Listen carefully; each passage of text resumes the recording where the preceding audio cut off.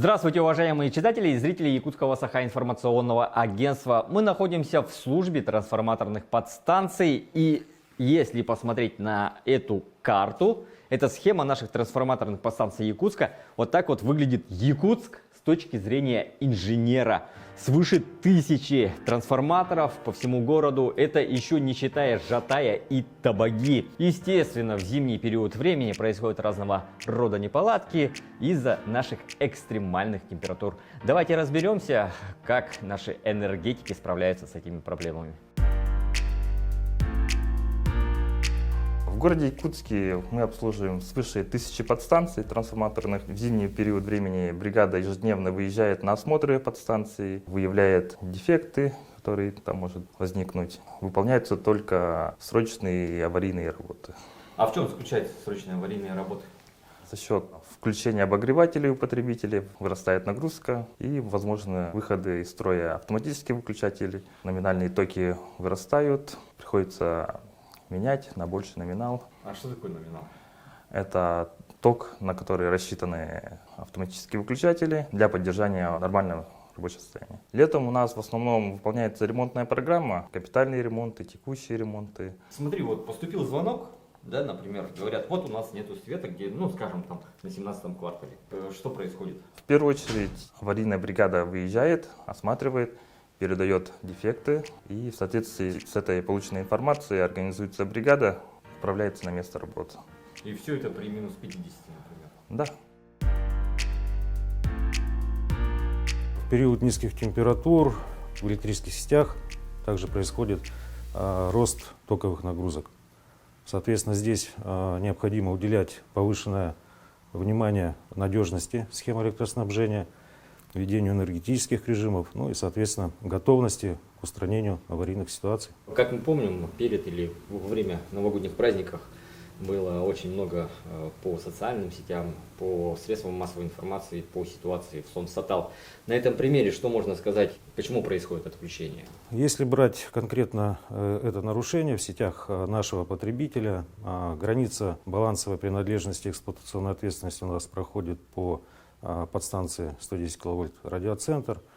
Соответственно, эти аварийные события показали неготовность потребителя, который является собственником сетей и который также обременен обязанностью содержать эти сети в соответствии с действующими нормативно-техническими документами, ну, соответственно, эксплуатировать эти сети. Выход из сложившейся ситуации какой может быть? Первое, этот собственник сетей должен нанять специализированную организацию, ну, наверное, на возмездной основе, для того, чтобы обеспечить эксплуатацию этих сетей. Ну и второй вариант — передать эти сети сетевой организации, при условии, что будут устранены все несоответствия, как я сказал, действующим нормативно-техническим документам.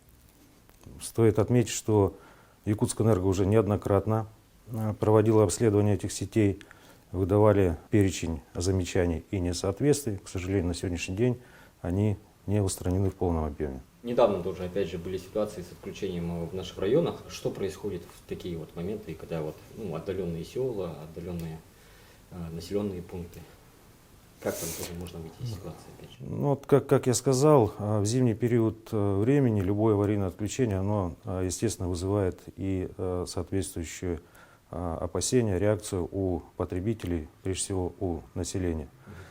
Если проанализировать аварийность, ну, в целом по сетям в течение года, то максимум аварийности, конечно, приходится на летние месяцы, особенно на июль. Причинами являются в основном это грозовые перенапряжения, повышенные ветровые нагрузки, лесные пожары, воздействие сторонних лиц и организаций. Ну, понятно, что деятельность строительная, она в летний период более интенсивно происходит.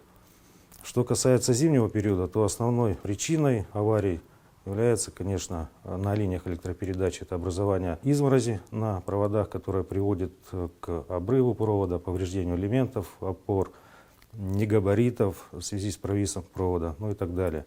По кабельным линиям повреждаются как сами кабели, так и кабельные муфты в результате перепадов температуры. Для устранения этих аварий складываются более тяжелые условия как для отыскания места повреждения в связи с проходимостью из-за глубоких снегов, в связи с укороченным световым днем, так и при устранении этих аварий.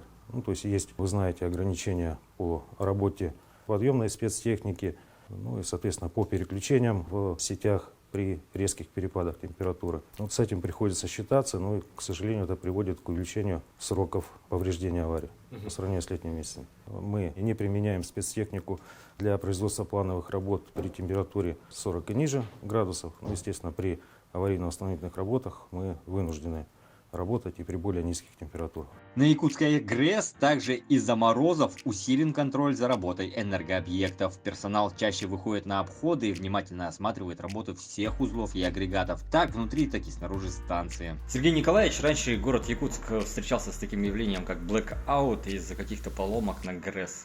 Как у нас обстоят дела с этим вопросом? Ну, на сегодняшний день ситуация изменилась. Как известно, мы уже несколько лет работаем параллельно с объединенной системой Востока. Соответственно, такие аварии, которые ранее происходили на станциях и приводили, скажем так, или к полному погашению энергорайонов, или частичному погашению, они сейчас, скажем так, стали исключительными. Энергетики работают в режиме повышенной готовности в условиях экстремально низких температур. На всех объектах усилен контроль за работой объектов генерации электрических и тепловых сетей. Специалисты Якутской ТЭЦ ежедневно осматривают подведомственные магистральные и внутриквартальные трубопроводы. Несмотря на мороз, каждая бригада в день проходит не менее 10 километров. В течение отопительного сезона у нас проводятся обходы и осмотры тепловых сетей. Мы эксплуатируем магистральные тепловые сети. Раз в неделю мастерами и слесарями проводится обход тепловых сетей на выявление течи, неверной работы опор, проверяется работа дренажей, воздушников, компенсаторов. Все результаты осмотров заносятся в журнал обходов и осмотров тепловых сетей. У мастеров свой журнал, у слесарей свой журнал. Если какие-то дефекты выявляются, также заносятся в специальный журнал дефектов. Дефекты, не представляющие угрозы аварии или инцидентам, устраняются позже, потому что, как правило, это связано с отключением оборудования. До 40 градусов никаких плановых работ на тепловых сетях не производится, так как температурный режим не позволяет. Если какие-то отключения производятся, у нас это происходит без ограничения потребителей. Две дублирующие нитки, потребители пересаживаются на другую нитку, так сказать, и все работы производятся на отключенной нитке. Сливается теплоноситель, и при сливе теплоносителя выделяется большое количество пара, так как на улице холодно, теплоноситель горячий, но везде выставляются плакаты плановой работы Якутской ТЭЦ, поэтому жителям города не стоит переживать об этом. Все работы производятся планово.